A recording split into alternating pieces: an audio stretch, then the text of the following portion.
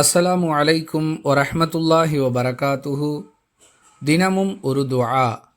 நம்முடைய செயல்களால் நமக்கு ஏற்படக்கூடிய தீங்குகளை விட்டும் பாதுகாப்பு தேடக்கூடிய துஆ.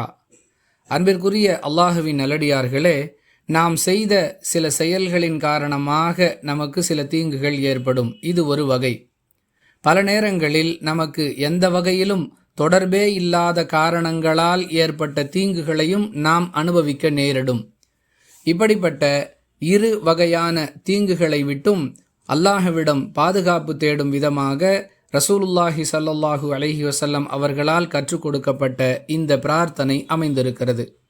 முஸ்லிம் எனும் நூலில் இடம்பெறக்கூடிய 5259வது ஹதீஸிலிருந்து இந்த துஆவை நாம் அறிந்து கொள்கிறோம்.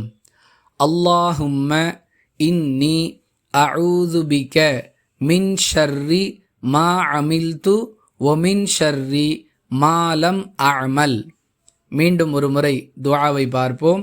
அல்லாஹும்ம இன்னி அஊது பிக மின் ஷர்ரி மா அமில்து ஒமின் ஷர்ரி மாலம் அமல்.